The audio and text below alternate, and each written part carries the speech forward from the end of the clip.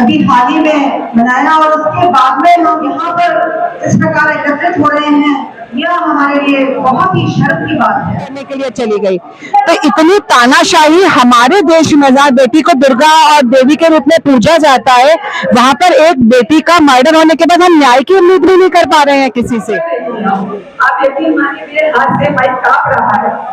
आज 40 के ऊपर तो पता नहीं कितने केस सुने होंगे, लेकिन वो फोटो के कारण मैं रात में सो नहीं पाई। और जिससे भी बात करती हूँ, मेरी बच्चियां यहाँ पे, मेरी बेटियां अमानवीय और क्रूरता की सारी हदें पार करती हुई घटना है। और उससे बड़ी क्रूरता ये बंगाल की सरकार दिखा रही है कि 8 दिन होने के बाद भी अपराधियों की पहचान तक नहीं कर पा रही है सरकार। ऐसी सरकार को 1 मिनट सरकार में रहने का अधिकार नहीं है।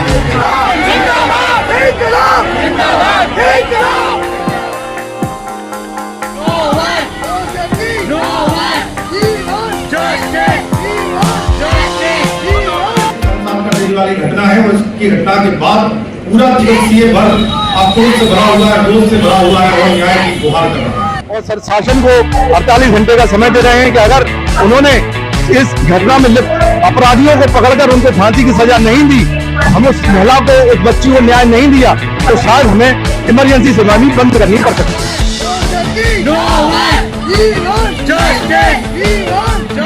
नमस्कार, मैं अंशुमन शर्मा यहाँ पर जय रोग्य अस्पताल में जूनियर डॉक्टर और सीनियर डॉक्टर आज विरोध प्रदर्शन कर रहे हैं। मरीजों का इलाज नहीं हो रहा। विरोध प्रदर्शन का जो इनका कारण है वो पश्चिम बंगाल कलकत्ता की घटना है। कलकत्ता की उस घटना में मेडिकल कॉलेज में अस्पताल के अंदर एक जूनियर डॉक्टर महिला के साथ दुष्कर्म किया गया और उसकी जघन्य हत्या कर दी गई।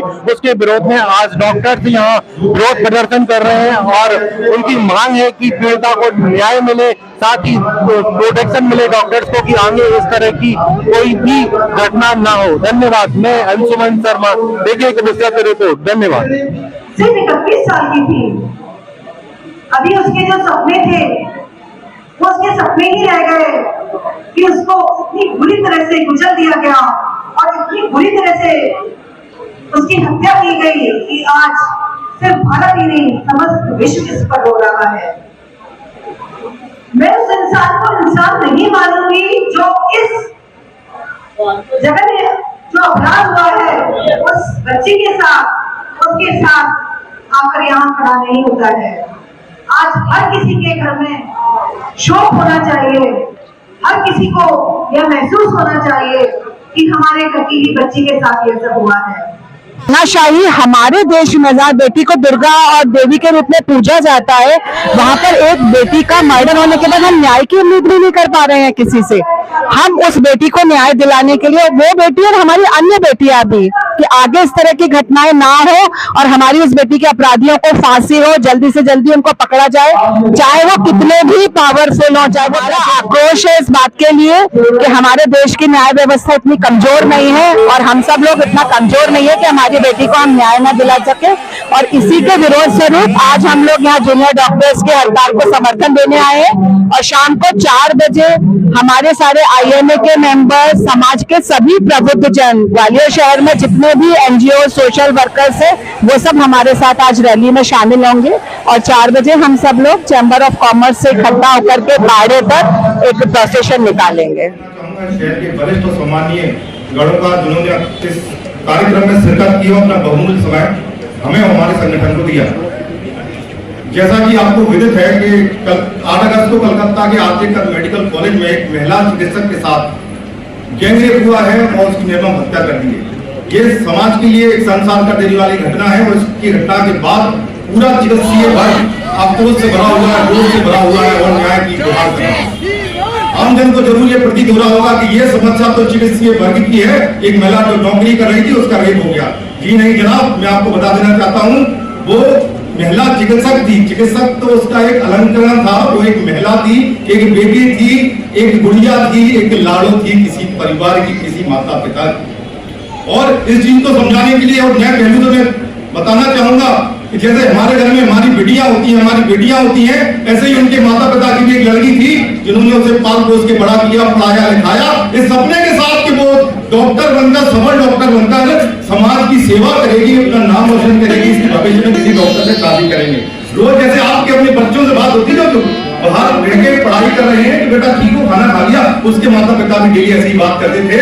सबसे घटना तब हुई, आप सोच सकते हैं कि अस्पताल प्रशासन से अगर फोन आ जाए कि आपकी बेटी ने आत्महत्या कर ली, मैं बात दावे से कह सकता हूं कि हर पेरेंट्स के पैरों से जमी निकल जाएगी अगर ऐसी सूचना उनके पास मिलती है।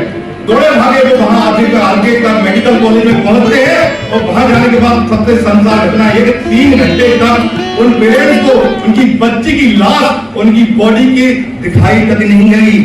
और 3 घंटे बाद जब बॉडी उनकी आंखों के सामने थी तो मैं आपको बता रहा हूं, फोटो मेरे पास है लेकिन मैं आपको दिखा नहीं सकता क्योंकि शायद आपको विचलित कर दे। और मैं एक ऑर्थोपेडिशियन हूं, पीजी छात्र हूं, और तो मैं सबसे शरीर की सबसे मजबूत हड्डी जान की होती है उसकी फीमर ब्रेक थी, उसकी पेल्विस बंगाल। सरकार ने क्या किया, मैं सरकार को दोषी नहीं ठहरा रहा हूं, मैं समाज को दोषी ठहराऊंगा। सरकार ने क्या किया, लिपापोती करके एक एक्यूज को सामने में खड़ा कर दिया और मामले को रफा दफा कर दिया।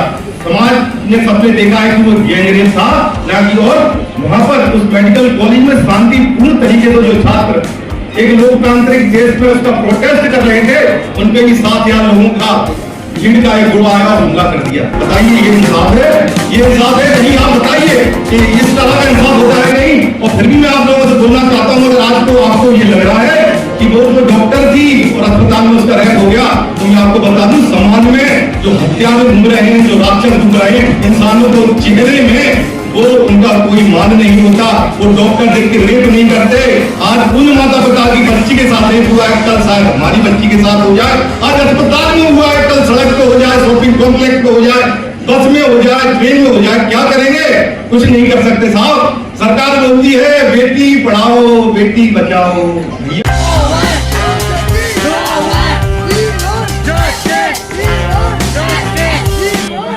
कि हॉस्पिटल हमारे लिए एकदम सेफ प्लेस है, हमारा घर जैसा है। और जो ये इंसिडेंट हुआ है उससे हम बहुत ही ज़्यादा दुखी हैं, बहुत ही डरे हुए हैं कि हम आगे हॉस्पिटल में कैसे काम करेंगे। हम जूनियर डॉक्टर भी फर्स्ट ईयर है यहाँ पे, और हम लोग चाहते हैं कि सारे डॉक्टर्स के लिए सेफ्टी सबसे पहले रखी जाए। हमारी जो नाइट ड्यूटीज होती है उसमें proper doctor duty rooms available कराए जाए, प्रॉपर हर फ्लोर पे प्रॉपर सिक्योरिटी प्रदान की जाए यहाँ पे।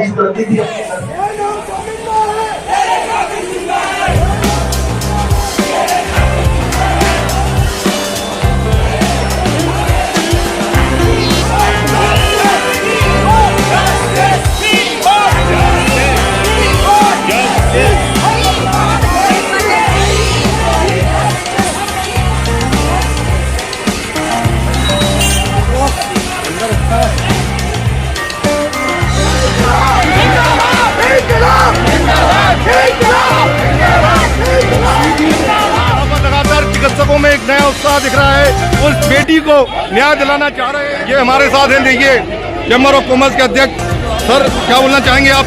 देखिए, निश्चित रूप से ये अमानवीय और क्रूरता की सारी हदें पार करती हुई घटना है। और उससे बड़ी क्रूरता ये बंगाल की सरकार दिखा रही है कि 8 दिन होने के बाद भी अपराधियों की पहचान तक नहीं कर पा रही है सरकार।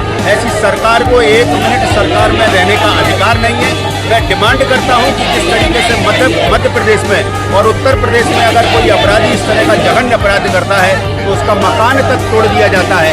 ऐसी कड़ी से कड़ी सजा दी जाना चाहिए और 1 महीने के अंदर अपराधियों को पकड़ के उसके पीए का निर्णय होना चाहिए, तभी ये अपराध होंगे। देखिए, आप यहाँ पर बड़े बड़े सामाजिक कार्यकर्ता भी डॉक्टरों की इस रैली में जुड़ गए हैं इंसाफ की गुहार करने। और देखिए, बड़े बड़े दलों में लगातार विरोध होता हुआ न्याय की गुहार लगाई जा रही है।